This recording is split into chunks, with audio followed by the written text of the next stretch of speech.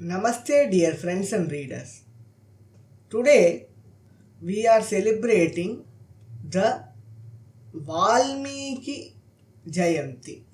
On this auspicious day, let us recite some Shlokas praising sage Valmiki and let us learn the meanings of those Shlokas.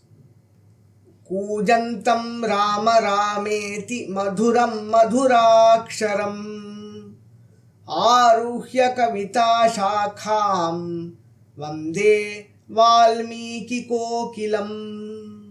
In this verse, Maharshi Valmiki is compared to a cuckoo bird. What does a cuckoo bird do? A cuckoo bird sings. So, this cuckoo bird Valmiki is also singing. Very sweetly and beautifully singing. What is he singing? Madhuraṃ. Beautiful and sweet sounds. He is making beautiful sounds which are sweet to the ears. What are those beautiful sounds? Rāmarāmeti. This cuckoo bird is singing Rāma in a sweet tone. And what is the nature of the words? Those words are also sweet. He is singing it sweet and the nature of the word is also sweet. The word is Rama. It is Shabda Brahman. It is the word form, verbal form of the Supreme Reality. That is why it is so sweet. Where is he singing it? He has climbed a branch where he resides and from that branch he is singing it. What is that branch? Kavitāsaṃ. He has climbed the branch of poetry. If poetry is visualized as a branch, Valmiki as a cuckoo bird is residing in that branch, means he has mastered over poetry and there he is singing Rāma. I bow to such Valmiki Maharshi. So the essence of this shloka is Valmiki, who has mastered the poetry and climbed the top of poetry, the art of writing poems and verses. After achieving that, what he does, he sings the praise of the Supreme Reality who manifested as Rama. The nature of Rama is madhurya, sweetness. Ramaniyatvat Ramaha. That sweet Rama is being sung by Valmiki's sweet voice. So the sweetness is doubled. Valmiki's sweetness and Rama's sweetness are blessed to us through the song of Valmiki, which is Valmiki Ramayana. To the great one who has sung such a great sweet poetry and who has created such a great marvelous epic, I bow with respect. Vande. This is the meaning of the shloka. Let us recite again. Kūjantaṃ rāmarāmeti madhuraṃ madhurākṣarāṃ āruhyakavitāśākhāṃ vande vālmiki kokilaṃ. This is the shloka which is used before chanting Valmiki Ramayana to praise Valmiki. There is another shloka where sage Valmiki is compared to a lion. vālmikermunisiṃhasya kavitāvanacāriṇaḥ śṛṇvan rāmakathānādaṃ yāti parāṃ gatiṃ. Valmiki, who is the lion amongst the sages, like who is the greatest among the sages. Here, Simha is Shreshtavachi. Simha is a word Just like a lion is the king of the jungle, he is the king amongst the sages, like he is the greatest among the sages. That is the meaning. But here he is also compared and visualized as a lion. Where does this lion reside? This lion resides in the jungle of kavita, poetry. He wanders in the jungle of poetry. If poetry is visualized as a jungle, then the ruler of that jungle is Valmiki Rishi. He who is the composer of the first ever kavya, first ever epic of this world. śṛṇvan rāmakathānādaṃ. Of that great lion, what is the roar of that lion? Every lion has a roar. What is the roar of Valmiki? The roar of Valmiki is the story of Rama.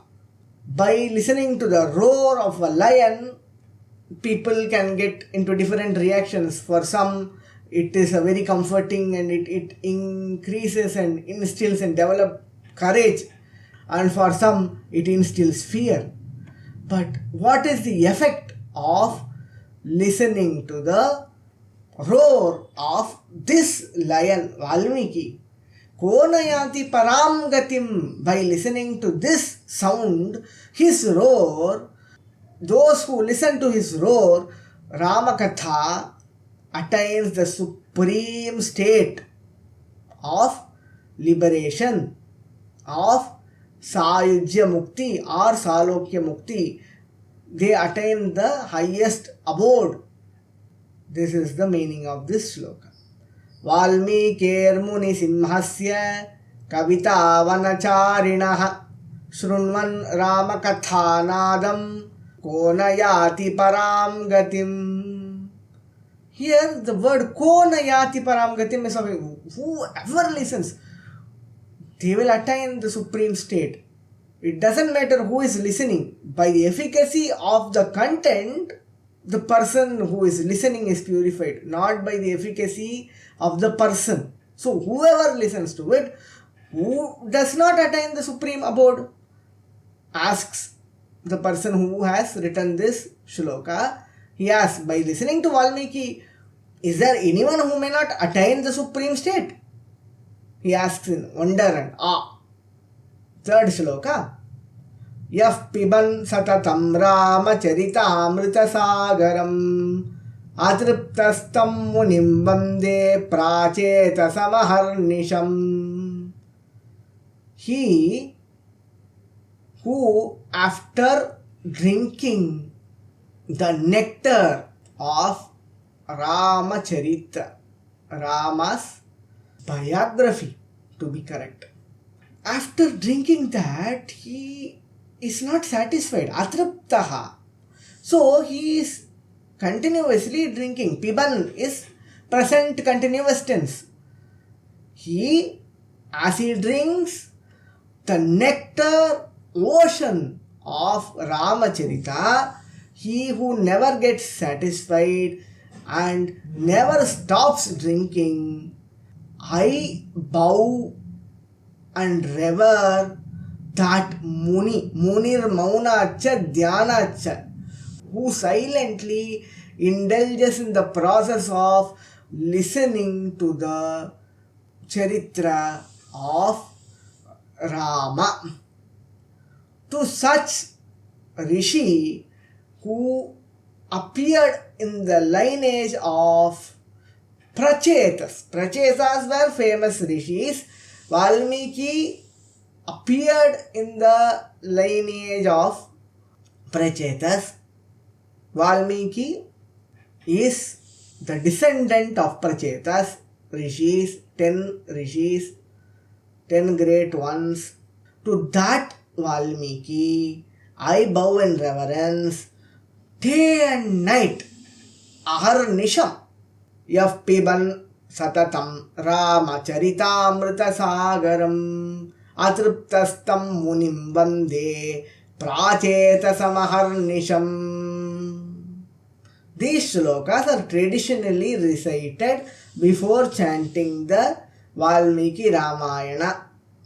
The next shloka was a later composition The following shloka was composed by Sri Tulasīdāsa. He pays his respect jointly to Hanuman and Valmiki. He makes a great comparison between Hanuman and Valmiki. sītārāmaguṇagrāmapuṇyāraṇyavihāriṇau vande viśuddhavijñānau kabīśvarakapīśvarau. I bow to Kavīśvara and Kapīśvara. I bow to the greatest of the poets and greatest of the vanaras. How are they? They both are viśuddhavijñānau. Their wisdom is unadulterated and pure. They have attained the highest state of wisdom. To such great ones, I prostrate, vande. Okay, where do they dwell? They both dwell in the forest. Kavīśvara Valmiki, being a sage, dwells in the forest. Kapīśvara Hanuman, being a vanara, also dwells in the forest. But what is that forest? sītārāmaguṇagrāmapuṇyāraṇyavihāriṇau. The great qualities of Sita and Rama, the multitude of great qualities of Sita and Rama, sītārāmaguṇagrāma, that is a virtuous, meritorious aranya, that is visualized as a jungle of great qualities of Rama and Sita, because it is vast and dense and deep, like a deep forest. They dwell there and they wander happily there. Vihāriṇau, they both wander there. They could wander there because their wisdom is unadulterated. They understand the supreme reality, hence they can wander happily, enjoying the qualities of Sita and Rama. To such Kavīśvara and Kapīśvara, I bow in reverence, says Sri Tulasīdāsa. Happy Valmiki Jayanti.